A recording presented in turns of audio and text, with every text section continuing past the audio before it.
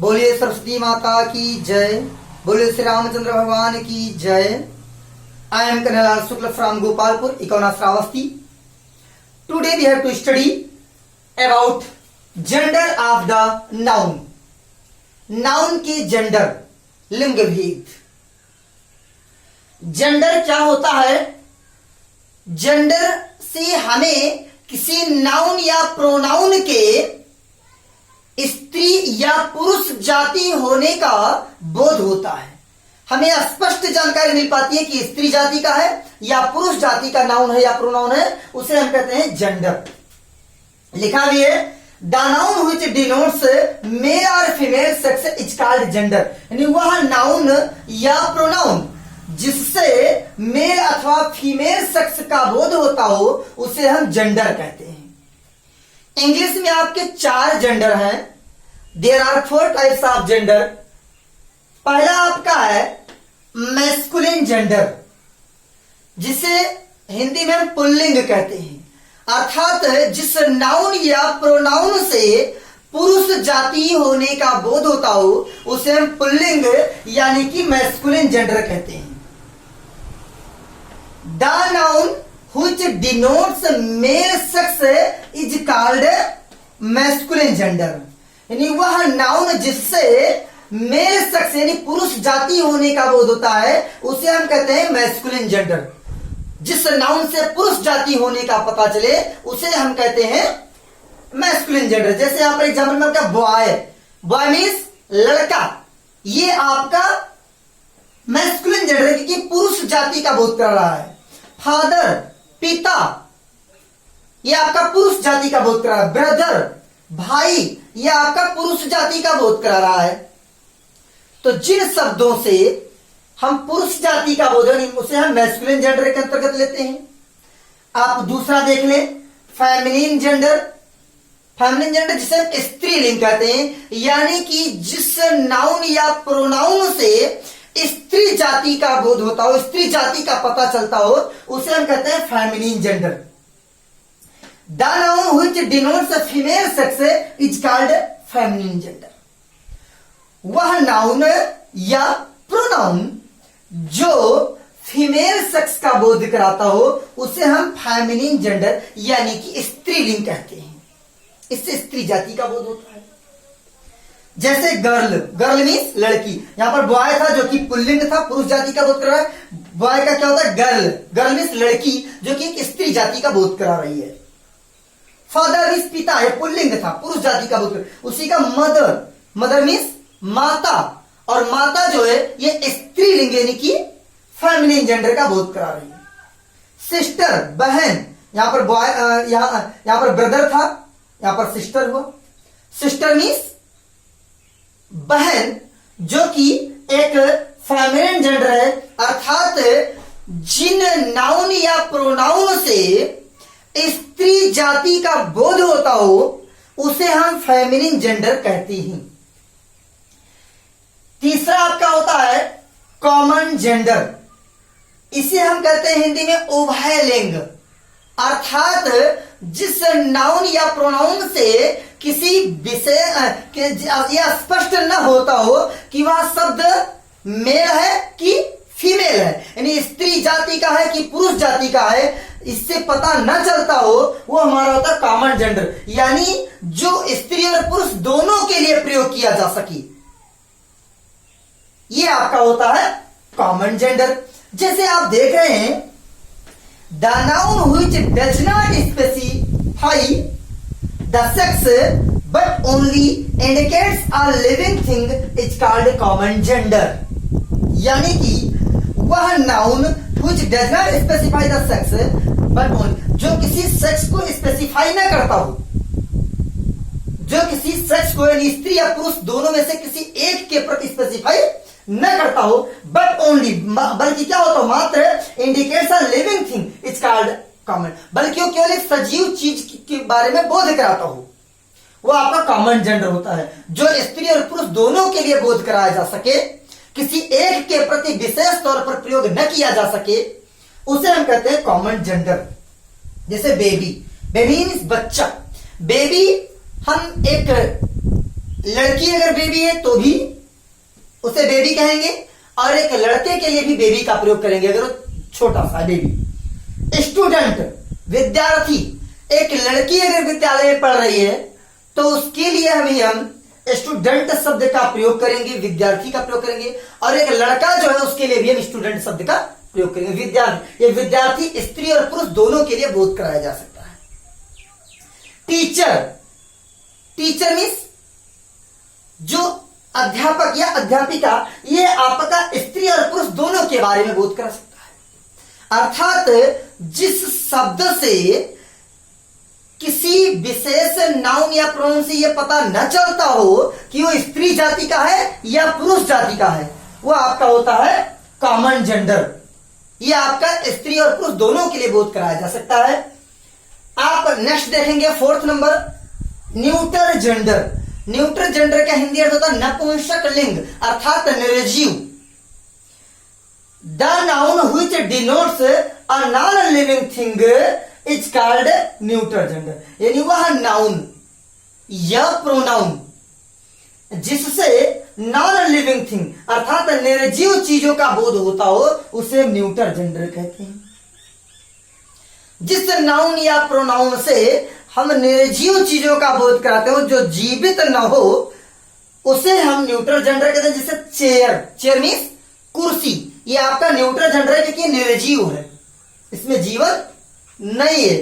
Fan, पंखा, ये neutral gender है। ट्री, पेड़, बुक, किताब, ये सभी आपके न्यूट्रल जेंडर है क्योंकि यह सभी निर्जीव हैं।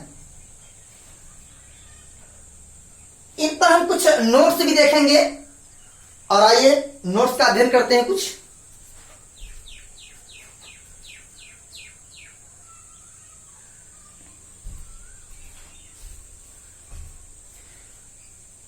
नोट्स में देखेंगे ऐसे कुछ नाउन्स जो सुंदरता, सज्जनता, कोमलता आदि का बोध कराते हैं, उन्हें हम फेमिनिन जेंडर मानते हैं। कुछ नाउन ऐसे होते हैं जिनसे सुंदरता, सज्जनता, कोमलता आदि चीजों का बोध होता है, उसे हम फेमिनिन जेंडर के अंतर्गत मानते हैं। ज्यादातर पोएट लोग, कवि लोग अपने काव्य सौंदर्य को बढ़ाने हेतु इन सभी शब्दों का प्रयोग करते हैं। जैसे द मून, चंद्रमा, यह आपका सुंदरता बढ़ाने हेतु प्रयोग किया जाता है। द मून, चंद्रमा। The earth, Prithvi.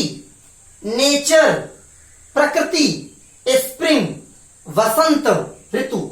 Mercy, Daya. Faith, विश्वास। रिवर, नदी, आदि आदि। इन सभी शब्दों का प्रयोग सुंदरता, सज्जनता, कोमलता आदि का बोध कराने के लिए व्यक्त किया जाता है, तो यह फेमिनिन जेंडर माने जाते हैं। इन्हें स्त्रीलिंग यानी कि फेमिनिन जेंडर मानते हैं। जैसे एक एग्जांपल हमने लिख दिया है, spring has her own charms and delights. बसंत ऋतु के पास अपना स्वयं का आकर्षण और आनंद होता है। यहां पर स्प्रिंग, बसंत ऋतु, इससे चार्म और आकर्षण, चार्म और आनंद यानी कि सुंदरता के बारे में बोध कराया जा रहा है। ऐसी चीजों का बोध कराया जो कोमलता और सज्जनता पर या सुंदरता पर बोध कराया जा रहा है। इसलिए स्प्रिंग जो है आपका फेमिनिन जेंडर यानी कि स्त्रीलिंग माना गया है। और आप देख रहे हैं स्प्रिंग के लिए आपने हर प्रोनाउन का प्रयोग किया गया। हर जो कि है क्या है, फेमिनिन जेंडर का प्रोनाउन है। तो spring has its own, spring has her own, her own यानी क्या, अपना स्वयं का। हर का प्रयोग किसके लिए है, स्प्रिंग के लिए। और स्प्रिंग आपका नाउन है और इसके लिए हर शब्द का प्रयोग किया गया है जो कि फेमिनिन जेंडर का प्रोनाउन है, और इसीलिए स्प्रिंग हमारा क्या है, फेमिनिन जेंडर का नाउन है। स्प्रिंग, मून, अर्थ, ये सभी शब्द जब सज्जनता, कोमलता, सुंदरता आदि का बोध कराएंगे तो ये सभी शब्द आपके फेमिनिन जेंडर के अंतर्गत लिए जाते हैं। दूसरा नोट्स आप देख रहे हैं, कुछ नाउन्स ऐसे भी होते हैं जिनसे शक्ति या दृढ़ता या ऊर्जा आदि का बोध कराया जाता है। जिनसे शक्ति प्रदर्शन या दृढ़ता या ऊर्जा आदि का बोध हो तो वे हमारे मैस्कुलिन जेंडर यानी कि पुरुष जाति के बोध कराते हैं। ये मैस्कुलिन जेंडर होते हैं। जैसे द सन, सूरज, टाइम मृत्यु, टाइम समय, डेथ मृत्यु, विंटर विंड, समर आदि आदि। ये सभी शब्द जब शक्ति दृढ़ता और ऊर्जा का बोध कराते हैं, ये हमारे मैस्कुलिन जेंडर के अंतर्गत माने जाते हैं। एक नोट्स आपका और है और विशेष है, छोटे प्राणियों को भी न्यूट्रल जेंडर माना जाता है। छोटे प्राणी यानी जिस प्राणी को हम महत्व नहीं देते हैं ज्यादा, या सब्जेक्ट वाक्य में जिस प्राणी को ज्यादा महत्व न देता हो, अर्थात छोटा प्राणी हो, तो उसके लिए हम क्या होते हैं, वो हमारा न्यूट्रल जेंडर के अंतर्गत माना जाता है, लेकिन निर्जीव माना जाता है। जैसे he has killed a snake, it is still lying on the road. He has killed, उसने मार डाला है, अ स्नेक, एक सांप को। उसने एक सांप को मार, सांप क्या है, एक जीवित है, लेकिन फिर भी इसको न्यूट्रल जेंडर के अंतर्गत माना जाता है, क्योंकि एक छोटा सा प्राणी है। छोटे प्राणियों के लिए न्यूट्रल जेंडर। तो he has killed a snake, उसने एक सांप को मार डाला है, इट इज स्टिल लाइंग, वो अब भी पड़ा हुआ है, ऑन द रोड, सड़क पर। उसने एक सांप को मार डाला है, वह अब भी सड़क पर पड़ा हुआ है। स्नेक के लिए किस प्रोनाउन का प्रयोग किया गया, इट का प्रयोग किया गया। और इट आपका कौन सा प्रोनाउन है, न्यूट्रल जेंडर का प्रोनाउन है। इट आपका न्यूट्रल जेंडर का प्रोनाउन है, और इट का प्रयोग किसके लिए किया गया, स्नेक के लिए। और स्नेक आपका सजीव होते हुए भी छोटा प्राणी है, इसीलिए इसको हम न्यूट्रल जेंडर के अंतर्गत मान रहे हैं। तो उसने एक सांप को मार डाला है, वह सड़क पर अभी पड़ा हुआ है। इट का प्रयोग स्नेक के लिए किया गया, जो कि न्यूट्रल जेंडर का प्रोनाउन है। इसी प्रकार अगले नोट्स पर देखते हैं, कुछ और अन्य भी नोट्स हैं। कलेक्टिव नाउन्स, जैसे कुछ जो कलेक्टिव नाउन्स होते हैं, जैसे committee, class, team, family, army आदि आदि, इन्हें हम न्यूट्रल जेंडर के अंतर्गत मानते हैं।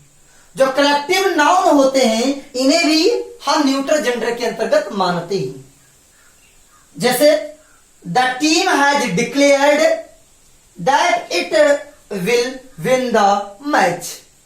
The team has declared, team ने डिक्लेयर कर दिया है, टीम ने डिक्लेयर कर दिया दैट कि it will win the match, कि वह मैच को जीत जाएगी। इट का प्रयोग किसके लिए किया गया, टीम के लिए। टीम ने डिक्लेयर कर दिया है कि वह मैच जीत। इट का प्रयोग जो है न्यूट्रल जेंडर का प्रोनाउन है, इट जो है न्यूट्रल जेंडर का प्रोनाउन है, और इसका प्रयोग हमने टीम के लिए किया, जो कि एक कलेक्टिव नाउन है। अर्थात कलेक्टिव नाउन जैसे committee, class, team, family, army आदि आदि, ये आपके न्यूट्रल जेंडर के अंतर्गत माने जाते हैं। ये निर्जीव के अंतर्गत, न्यूट्रल माने निर्जीव के अंतर्गत माने जाते हैं। इस प्रकार आपने जेंडर का अध्ययन किया,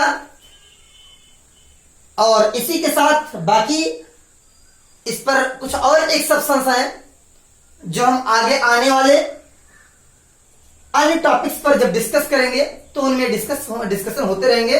तो आज के लिए इतना ही। जय हिंद, जय भारत, जय श्री राम।